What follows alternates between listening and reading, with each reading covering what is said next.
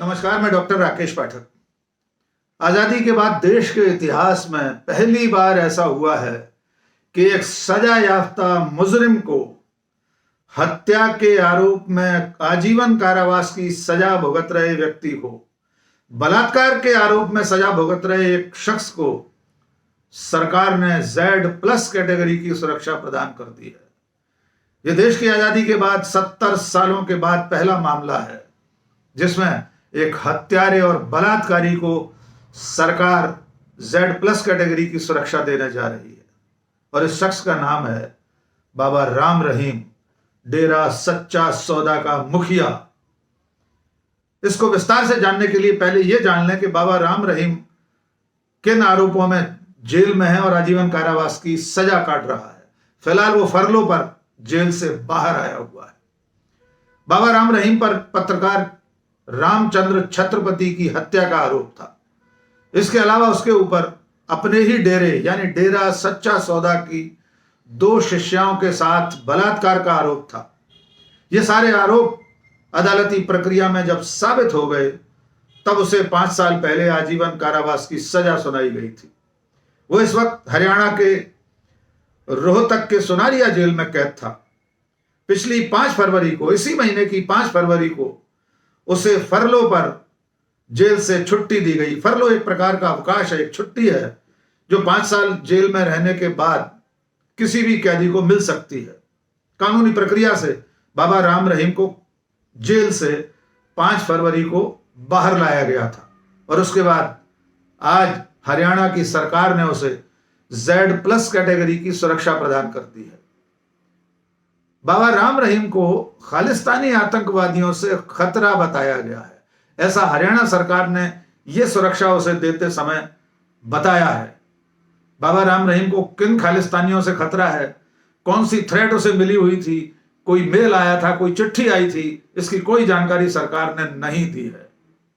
लेकिन यह देश के इतिहास का पहला अवसर जरूर है जब किसी हत्यारे और बलात्कारी को सरकार उन लोगों की हिफाजत में रखने जा रही है जिनके पास देश की हिफाजत का जिम्मा है। जो पैरामिलिट्री के हमारे सिपाही, हमारे जवान, NSG कमांडो, SPG के कमांडो, CRPF, ITBP के जवान, जो तमाम जिम्मेदार लोगों की हिफाजत करते हैं, वे एक हत्यारे और बलात्कारी की सुरक्षा में खड़े होंगे। आइए इस मौके पर हम ये जान लें कि कौन कौन सी कैटेगरी में हमारे देश में सुरक्षा विशिष्ट लोगों को, खास लोगों को मुहैया कराई जाती है। X, Y, Z+ और SPG ये सुरक्षा की अलग अलग श्रेणियां हैं।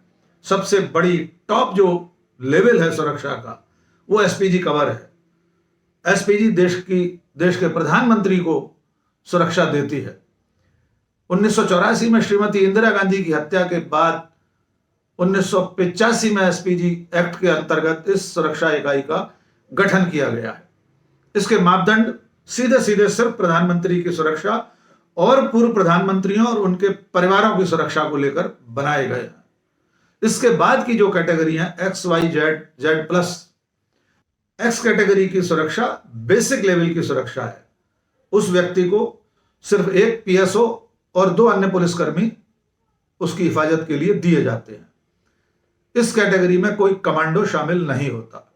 इससे ऊपर की सुरक्षा है Y कैटेगरी, जिसमें 11 पुलिसकर्मी शामिल होते हैं, जिसमें 2 PSO शामिल रहते हैं, लेकिन कमांडो इसमें भी नहीं होते। इससे ऊपर की Z और Z+ सुरक्षा है और जो बाबा राम रहीम को दी गई है उस Z+ में 55 से लेकर 60 तक जवान संबंधित व्यक्ति की हिफाजत में तैनात होते हैं, जिसमें 10 SPG कमांडो होते हैं।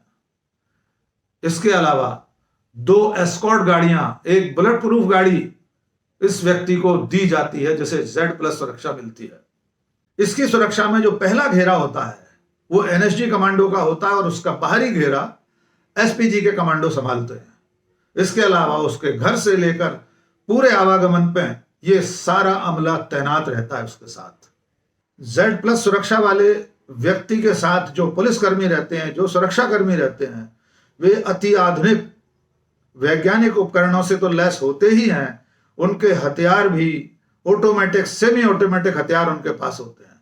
खासतौर से Z+ वाले के साथ जो सुरक्षाकर्मी होते हैं उनके पास हैकलर एंड कॉक MP5 सब मशीन गनें होती हैं जो किसी भी हमले से निपटने के लिए आधुनिकतम हथियार हैं।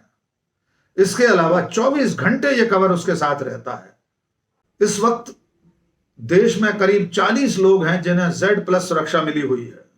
पिछले संसद के सत्र में गृह मंत्री ने एक सवाल के जवाब में ये जानकारी दी थी कि कुल 40 लोग हैं जिन्हें ये Z+ सिक्योरिटी मिली हुई है, लेकिन उनके नाम सरकार ने बताने से इनकार कर दिया। सरकार इन VIPs की सुरक्षा पर कितना खर्चा करती है ये भी नहीं बताती, लेकिन फिलहाल उस लंबी फहरिस्त में हम ये जान सकते हैं कि राष्ट्रीय स्वयंसेवक संघ के मुखिया सरसंघ चालक मोहन भागवत, मुकेश अंबानी, उनकी धर्मपत्नी जैसे कई नाम हैं जिन्हें Z+ सुरक्षा मिली हुई है। इसके अलावा देश के कई मुख्यमंत्री हैं जिन्हें Z+ सिक्योरिटी हासिल है। कुछ पूर्व मुख्यमंत्री भी हैं, जैसे कश्मीर के पूर्व मुख्यमंत्री, असम के पूर्व मुख्यमंत्री या वर्तमान मुख्यमंत्री। जहां पर आतंकवाद का खतरा रहता है वहां के मुख्यमंत्रियों को भी Z+ सुरक्षा मिली हुई है। इसके अलावा करीब 190 और ऐसे लोग हैं जिनको Z और Y सुरक्षा मिली हुई है। अगर हाल के दिनों में कुछ नामों का जिक्र करना हो तो हमें यह याद रखना होगा कि अभिनेत्री कंगना रनौत, जिनका सुशांत सिंह राजपूत की संदिग्ध मृत्यु के बाद जो बवाल छिड़ा हुआ था उसमें शिवसेना के साथ तकरार हो गया था। शिवसेना ने उन्हें मुंबई आने के पर नतीजे भुगतने की धमकी दी थी। तब कंगना रनौत को Y श्रेणी की सुरक्षा मिली हुई है।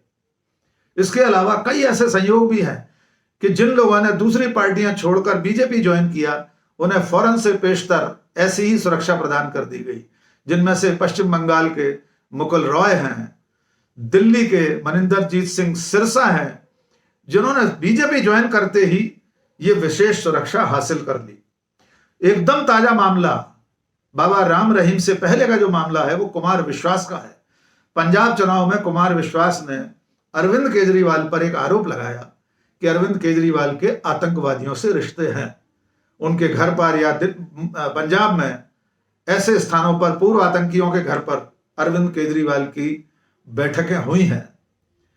कुमार विश्वास के इस आरोप के बाद उन्हें भी Y श्रेणी की सुरक्षा मिल गई है। जब बात VIP सुरक्षा की हो रही हो तब यह भी ध्यान रखना होगा कि गांधी परिवार यानी राजीव गांधी की हत्या के बाद, चूंकि वे पूर्व प्रधानमंत्री थे जब उनकी हत्या हुई थी तब उन्हें SPG कवर मिला हुआ था, लेकिन उनकी हत्या के बाद बीजेपी की सरकार ने, नरेंद्र मोदी की सरकार ने उनके परिवार के ऊपर यानी सोनिया गांधी, राहुल गांधी और प्रियंका गांधी, उनके ऊपर जो SPG का कवर था उसे हटा लिया है। तब उन्हें Z+ श्रेणी की सुरक्षा मिली हुई है। जबकि इसी सरकार ने मई 2014 में जब नरेंद्र मोदी की सरकार बनी थी तो जो सबसे पहला फैसला किया था सुरक्षा देने का, वो 7 जून 2015 को राष्ट्रीय स्वयंसेवक संघ के सरसंघ चालक मोहन भागवत को Z+ सिक्योरिटी देने का किया था। फिलहाल एक हत्यारे और बलात्कारी को Z+ सिक्योरिटी देने पर देश भर में सवाल उठ रहे हैं। लोग ट्विटर पर सवाल पूछ रहे हैं कि वे वर्दीधारी जो देश की रक्षा के लिए तैनात रहे हैं या तैनात होते हैं, वे एक हत्यारे और बलात्कारी के आसपास उसकी हिफाजत करते दिखाई देंगे। ये बेहद शर्मनाक है। आखिर में एक बलात्कारी और हत्यारे को सरकारी सुरक्षा देने पर एक शेर के साथ अपनी बात को खत्म करना चाहूंगा कि ऐसे मुंसिफ क्या करेंगे हक अदा इंसाफ का, ऐसे मुंसिफ क्या करेंगे हक अदा इंसाफ का, कातिलों के साथ जो हमदर्दियां करते रहे। और एक कातिल के साथ सरकार की हमदर्दी देश और दुनिया के सामने है। आज बस इतना ही। बहुत बहुत शुक्रिया। जय हिंद।